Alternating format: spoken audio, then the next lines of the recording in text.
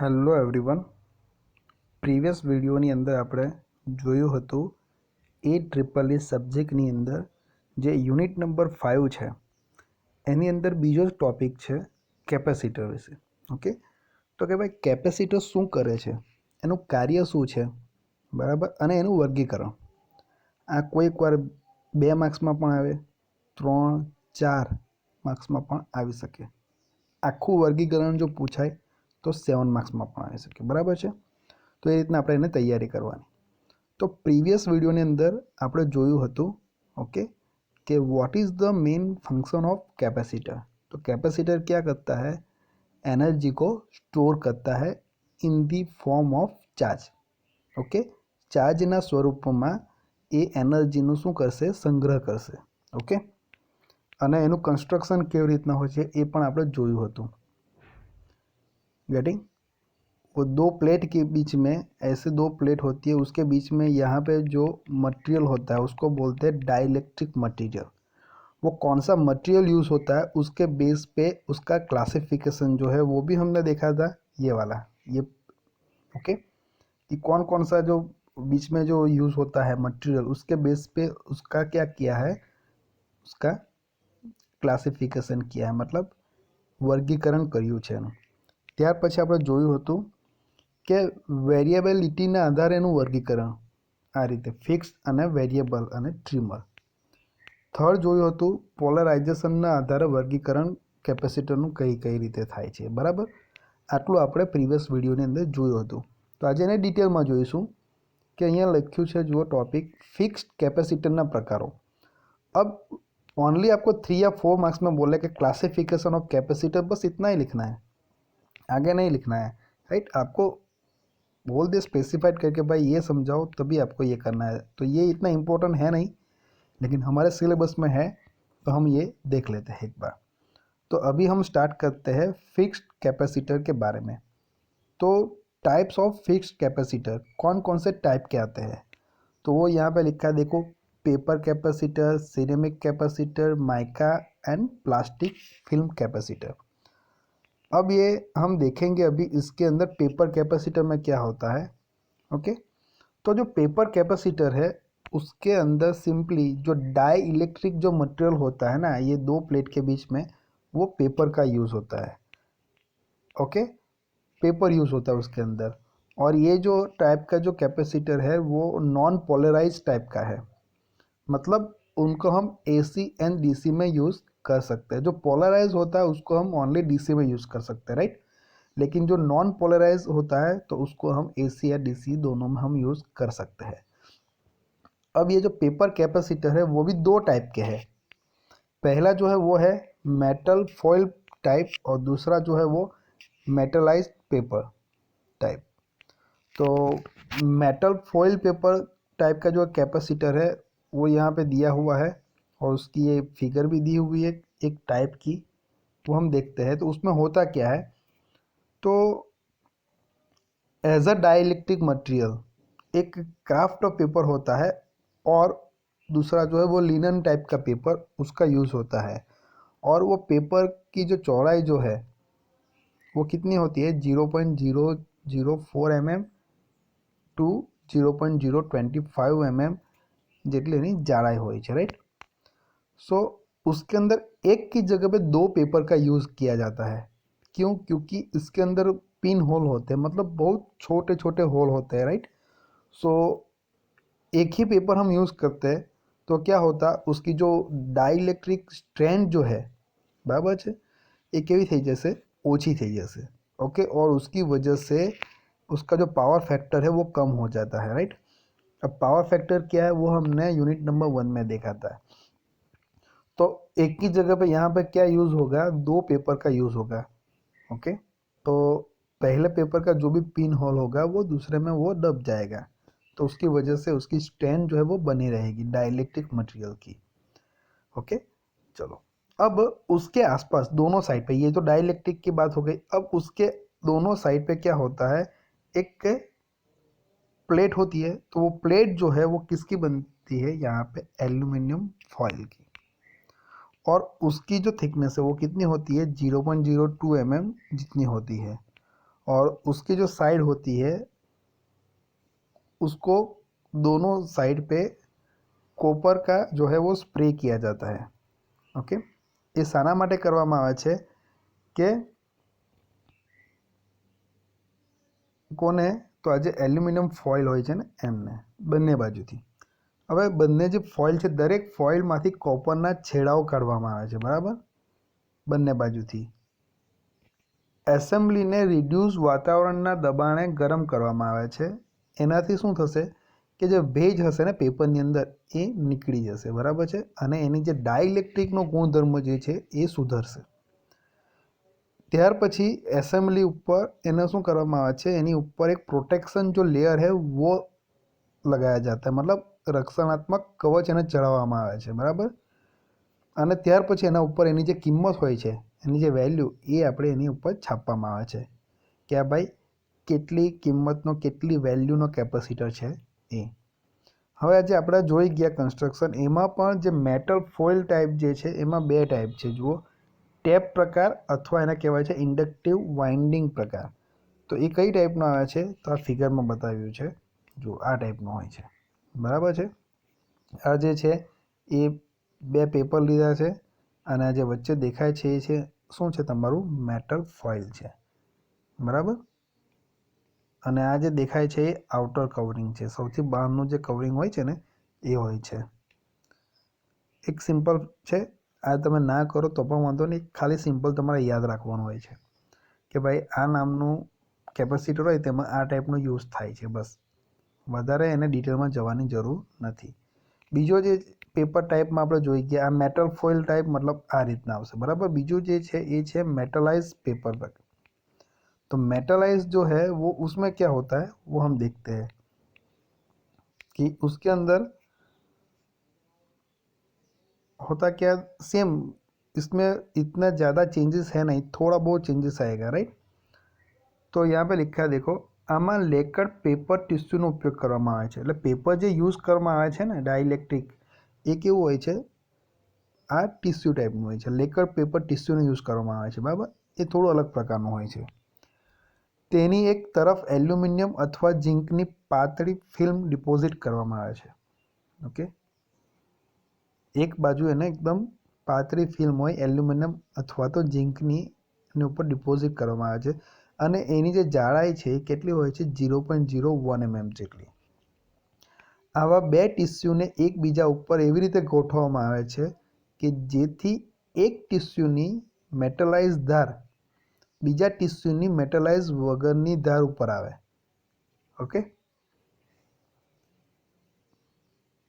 અને દરેક મેટલ ફોઇલમાંથી છેડા કાઢવામાં આવે છે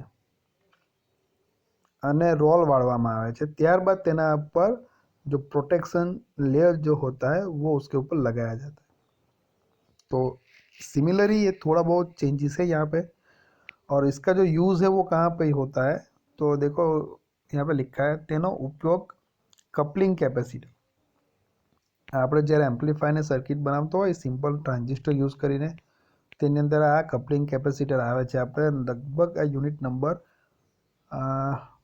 5, બરાબર છે, 5માં આપણે આ જ યુનિટમાં આપણે પાછળથી જે ટ્રાન્ઝિસ્ટર ડાયોડનો જે પોર્શન આવે છે એની અંદર કદાચ આપણે જોયું હશે। તો એનો ઉપયોગ કપલિંગ कैपेसिटर અને स्मूथिंग कैपेसिटर तरीके થાય છે, ओके। अब जो है वो पेपर कैपेसिटर के बारे में तो देखा हमने, बाद में जो है ये यहाँ पे दिया हुआ है सिरेमिक कैपेसिटर। तो सिंपल सी बात है, दो प्लेट के बीच में जो डाइलेक्ट्रिक मटेरियल यूज़ होगा वो कौन से टाइप का होगा, यहाँ पे एक सिरेमिक टाइप का होगा, ओके। और ये जो है ना वो लो परमिटिविटी वाले कैपेसिटर है, देखो यहाँ पर लिखू है ओછી परमिटिविटी प्रकारना low permittivity type ceramic capacitor, okay. So यहाँ पे लिखा है आ प्रकारना कैपेसिटर में डाइलेक्ट्रिक तरीके सिरेमिकનો ઉપયોગ કરવામાં આવે છે। તો હવે આની અંદર કયું યુઝ થશે જો અહીં સ્ટ્રિએટાઇટનો ઉપયોગ કરવામાં આવે છે, જો લખ્યું છે પદાર્થ તરીકે ડાઇલેક્ટ્રિક તરીકે સિરામિક કયું છે આ ટાઈપનું છે, ઓકે। અને એનું જે રો ટાઈપનું જે મટીરિયલ હોય છે ને સ્ટ્રિએટાઇટ એને એકદમ પ્રેશર આપીને દબાવવામાં આવે છે, દાબીને એને ખૂબ જ ઊંચા તાપમાન પર એને ગરમ કરવામાં આવે છે અને એની રાખ બનાવી દેવામાં આવે છે કે એનાથી શું થશે કે એની અંદર જે કોઈ પણ અશુદ્ધિ હશે ને એ अशुद्धि એમાંથી दूर થઈ જશે। ओके, सो उसको प्रेशराइज करके हाई टेम्परेचर पे उसको गर्म किया जाता है, तो उसकी वजह से उसके अंदर जो इम्प्योरिटीज़ होगी वो रिमूव हो जाएगी, राइट। जो भी रॉ मटेरियल है ये मटेरियल का उसका। अब उसके अंदर क्या किया जाता है, देखो यहाँ पे लिखा है ऑयल गम અને પાણી ઉમેરીને એક લુગડી બનાવવામાં આવે છે, બરાબર, અને તેના વિવિધ આકારો બનાવવામાં આવે છે। ત્યાર પછી એને 1200 થી 1400 ડિગ્રી સેલ્સિયસ સુધી હવામાં ગરમ કરવામાં આવે છે। તો એના કારણે એની અંદર જે કોઈ પણ ભેજ હોય પદાર્થમાં મટીરિયલની અંદર એ નીકળી જશે। ઓકે, ત્યાર પછી સિલ્વર કમ્પાઉન્ડ અથવા તો કોઈ બીજી ધાતુનું એની ઉપર પડ ચડાવવામાં આવે છે અને બંને બાજુ ડિપોઝિટ કરી દેવામાં આવે છે અને છેડા બહાર કરવામાં આવે છે। સો બોડી ઉપર એક પ્રોટેક્શન લેયર જે છે એ ચડાવવામાં આવે છે। ઓકે, અને એનો યુઝ ક્યાં થાય છે, તો આ ટાઈપના કેપેસિટરનો use bead, pearl, disc, tube वगैरह आकारों में बनावामा आवे छे, इनका जो है वो। ओके, और उसका जो यूज़ जो है वो कहाँ पे होता है, जहाँ पे लो परमिटिविटी चाहिए ना कैपेसिटर में, वहाँ पे इनका यूज़ होता है। ओके, यहाँ पे एंड में लिखा होगा उसका जो स्पेसिफाइड यूज़ कहाँ पे होता है, तो तेनो उपयोग टेम्परेचर कॉम्पन्सेशन माटे तथा तो बायपासिंग माटे थाय छे। ओके, पेपर केपेसिटर कपलिंग माटे, आ बायपास माटे, मतलब कि त्यारे परमिटिविटी ओછી હોય ને એવી જગ્યાએ એનો યુઝ થશે, બરાબર। ટીવી રિસીવર જેવા હાઈ ફ્રીક્વન્સી જે ડિવાઇસીસ છે તેની અંદર પર આ ટાઈપના કેપેસિટરનો યુઝ થાય છે। ઓકે, બસ આટલું સિમ્પલ યાદ રાખો, બાકીનું વધારેનું યાદ રાખવાની જરૂર નથી। એક્ઝામમાં પણ આવે તો આ રીતના થોડું એક્સપ્લેનેશન તમારે આપવાનું આવે તો, બાકી 99% બહુ આઈએમપી નથી। પૂછાય તો કેપેસિટર પૂછાય 2 માર્કમાં, અથવા તો એનું વર્ગીકરણ પૂછાય 3 કે 4 માર્કમાં, તો એ તો આપણે ગઈકાલના વિડીયોમાં જોયું હતું, બરાબર। ત્યાર પછી જે છે એ છે આ માઇકા કેપેસિટર 3rd નંબર પર। ઓકે, તો આની અંદર શું હોય છે, લખ્યું જ છે એક અબ્રખનું પડ હોય છે। ઓકે, ડાઇલેક્ટ્રિક તરીકે એનો યુઝ થાય છે બે પ્લેટની વચ્ચે। और माइका कैपेसिटर में શું હોય છે, ડાઇલેક્ટ્રિક સ્ટ્રેન્થ ખૂબ જ વધારે હોય છે અને લોસ ઓછો હોય છે। ઓકે, તેનાથી એની સ્ટેબિલિટી કેવી થઈ જાય છે, વધારે। તો સ્ટેબિલિટી પણ એની અંદર કેવી હોય છે, વધારે। અને આ ટાઈપના જે કેપેસિટર છે એ નોન પોલેરાઇઝ ટાઈપના છે, તેથી એસી અને ડીસી જે છે બંનેમાં આપણે એનો ઉપયોગ કરી શકીએ છીએ, બંને પર। એના પણ બે પ્રકારો છે, અહીંયા લખ્યા છે 1 by 1, સ્ટેક માઇકા અને બીજું છે સ્લીવર્ડ માઇકા અથવા તો મેટલાઇઝ્ડ માઇકા। તો એ બંનેનું જે છે આ કન્સ્ટ્રક્શન આપ્યું છે આ રીતનું બંનેનું હોય છે। ઓકે, સો આ જે ફર્સ્ટ ટાઈપ જે છે, ઓકે, સ્ટેક માઇકા કેપેસિટર, એની અંદર શું હોય છે કે માઇકા જે મટીરિયલ છે એની 0.2 mm જેવી પટ્ટી હોય છે। એ પટ્ટીનો એઝ અ ડાઇલેક્ટ્રિક મટીરિયલ તરીકે એનો યુઝ કરવામાં આવે છે અને વાહક પ્લેટ જે છે એના તરીકે કોણ યુઝ થાય છે, કોપર છે, ટીન, બ્રાસ, ઓકે, એવી પાતળી સીટ યુઝ કરવામાં આવે છે અને એની જાડાઈ જે છે એ 0.006 mm જેટલી હોય છે। સો માઇકા અને પ્લેટની અલ્ટરનેટ લેયર એકબીજા ઉપર રાખવામાં આવે છે, બરાબર છે। આ જો આ માઇકા આવી ગયું, પછી આ એક પ્લેટ આવી ગયું, પછી માઇકા છે, પછી આ પ્લેટ આવી ગઈ, આ માઇકા છે, પછી આ પ્લેટ આવી, એટલે કે પ્લેટ અને માઇકા વચ્ચેનું એક અલ્ટરનેટ લેયર બનાવવામાં આવે છે આ રીતના, એકબીજાના ઉપર રાખવામાં આવે છે। ઓકે, અને એને ક્લેમ્પ કરવામાં આવે છે જેથી મજબૂત કોન્ટેક્ટ થાય અને વચ્ચેથી હવા જે હોય પ્લેટની વચ્ચેથી કેવી થઈ જાય, નીકળી જશે। સો અલ્ટરનેટ પ્લેટોના સાથે જોડવામાં આવે છે અને છેડાઓ બહાર કરવામાં આવે છે આ રીતે. ઓકે, ને ત્યાર પછી જે છે એસેમ્બલીને પ્લાસ્ટિક અથવા તો બેકલાઇટમાં રાખીને પછી તેને મીણમાં બોળવામાં આવે છે જેથી ભેજ અંદરથી જતો રહે. ઓકે, અને આ પ્રકારના જે કેપેસિટર છે એ કેટલી રેન્જમાં આવે છે? 1 પીકો ફેરાડેથી 10,000 પીકો ફેરાડેની રેન્જમાં આવે છે. એમનો ઉપયોગ ક્યાં થાય છે? તો રેડિયો ફ્રીક્વન્સી પર કપલિંગ અને ડીકપલિંગ કેપેસિટર તરીકેનો ઉપયોગ કરવામાં આવે છે અને એનો ઉપયોગ ટ્યુનિંગ સર્કિટની અંદર થાય છે. બરાબર, શોર્ટમાં યાદ રાખજો, આમાં બીજું કશું નથી.